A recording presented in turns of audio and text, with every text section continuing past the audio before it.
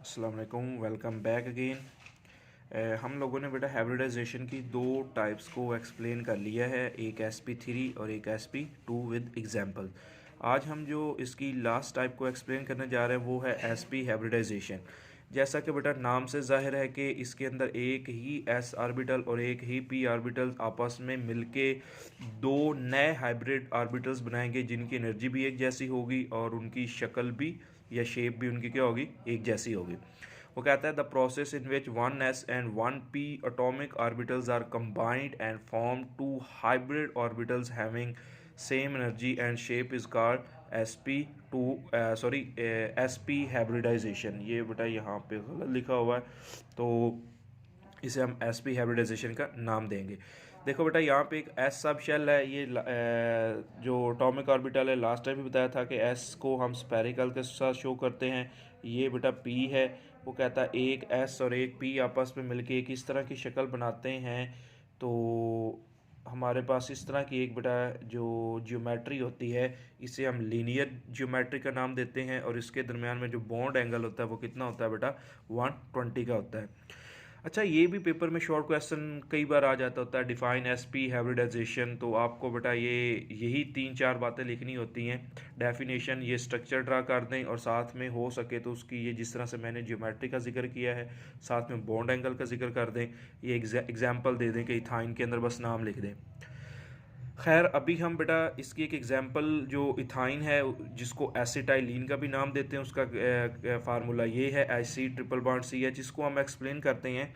तो बोर्ड के अंदर ये भी लॉन्ग क्वेश्चन है कि define hybridization and explain the molecule of the ethyne. तो कार्बन एटम की बेटा अब हम इलेक्ट्रॉनिक कन्फिग्रेशन को डिस्कस करते हैं। जैसा कि पहले लेक्चर्स के अंदर भी हम कार्बन की इलेक्ट्रॉनिक कन्फिग्रेशन को कई बार डिस्कस कर चुके हैं। इसकी बेटा ग्राउंड स्टेट में जो हमारे पास होता है वो इलेक्ट्रॉनिक कन्फिग्रेशन पहले 1s के अंदर 2 इलेक्ट्रॉन्स, 2s के अंदर 2, 2px के अंदर 1, 2py के अंदर 1 और 2pz खाली होता है। और हम जानते हैं कि जिस एटम का जो कोई भी एटॉमिक ऑर्बिटल खाली होता है वो एक्साइटेड स्टेट शो कर सकता है।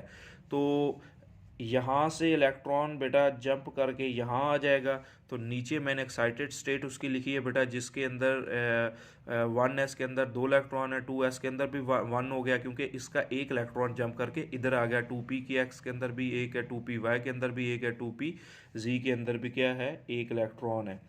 उसके बाद बेटा अब चूंकि ये SP हाइब्रिडाइजेशन है, इसमें आपको याद रखना एक S, ये वाला बेटा एक S और यहाँ से एक ही P के साथ वो आपस में मिलके कौन सी हाइब्रिडाइजेशन करेगा, SP हाइब्रिडाइजेशन। नीचे मैंने उसकी हाइब्रिड स्टेट भी लिखी है कि 1s से बेटा पहले में तो वो वैसे का दो इलेक्ट्रॉन्स रहेंगे, ये 2s जो था और ये 2px आपस में मिलके हाइब्रिड होके ये बन गए SP और ये 2py और 2pz दोनों के दोनों क्या रह गए बेटा, अनहाइब्रिड रह गए।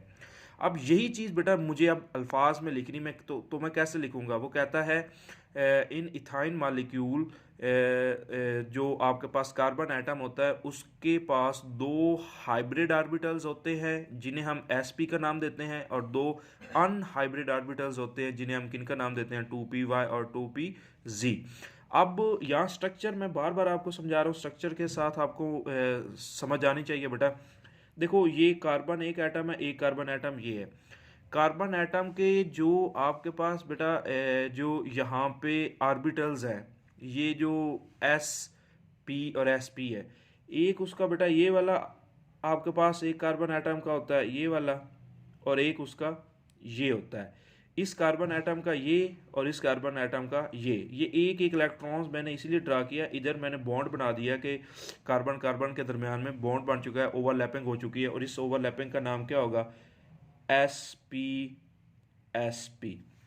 क्यों? क्योंकि ये भी कार्बन, इस कार्बन का बेटा SP हाइब्रिड ऑर्बिटल्स है और ये इस कार्बन का SP हाइब्रिड ऑर्बिटल्स है, दूसरा इनका ये है।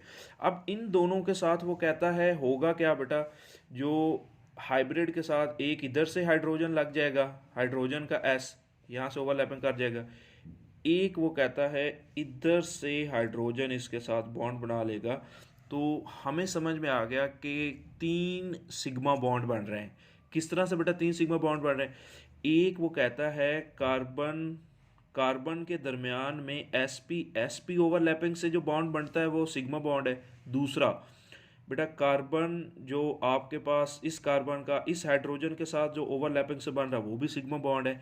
इस कार्बन का इस हाइड्रोजन के साथ जो बॉन्ड बन रहा है वो भी क्या है? सिग्मा बॉन्ड है।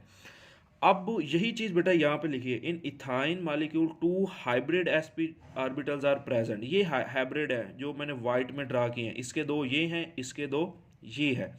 उसके बाद वो कहता है एंड 2 अनहाइब्रिड, 2 अनहाइब्रिड है। वो कौन से बेटा? एक 2py और 2pz। ये है 2py और ये है 2pz, इसका 2py ये है, इसका 2pz ये है, ये अनहाइब्रिड है। इसको बाद में देखते हैं। वो कहता है 1 pi bond is formed by sp overlapping between carbon carbon atom. ये देखो, इस कार्बन एटम का इस कार्बन एटम के साथ sp हाइब्रिडाइजेशन बनी, सिग्मा बॉन्ड बना। ठीक हो गया। अब 2 sigma bonds are formed by sp overlapping between carbon and hydrogen atom. ये देखो, इस कार्बन और इसके दरमियान में ये इसका था sp2 और हाइड्रोजन का तो s है, इसीलिए बेटा नीचे मैंने लिखा है sp जो हाइब्रिडाइजेशन या ओवरलैपिंग की वजह से बना। इधर भी क्या होगा? s(sp). अब यही चीज़ बेटा यहाँ पे लिखी है मैंने। तो अब बेटा ये देखें, जो ये p हमारे पास है 2pz, ये इसकी तरफ झुक जाएगा, ये 2pz इसकी तरफ झुक के, ये जो हमारे पास जो 2pz है, सॉरी वो रेड वाला y था, तो ये जो हमारे पास है इसके साथ मिलके ये आगे मैं स्ट्रक्चर में आपको बेटा एक्सप्लेन करता हूँ। ये 2 पाई बॉन्ड्स बनाए गए क्योंकि ये पैरेलल ओवरलैपिंग करते हैं। तो ये बेटा मैंने वही स्ट्रक्चर को थोड़ा सा नेक्स्ट आपको ड्रा करके दिखाया है। इसमें ज़रा आप देख सकते हैं बेटा, ये 2 रेड के साथ मैंने पाई बॉन्ड्स को शो किया है कि इस कार्बन कार्बन के दरमियान में मीन्स ये 2py की वजह से बेटा बॉन्ड बना है और ये 2pz की वजह से बना है। तो ये हमेशा बेटा पैरेलल ओवरलैपिंग की वजह से बनते हैं और एक ऐसा बॉन्ड जो पैरेलल ओवरलैपिंग की वजह से बनता है उसे हम किसका क्या नाम देते हैं? पाई बॉन्ड का नाम देते हैं।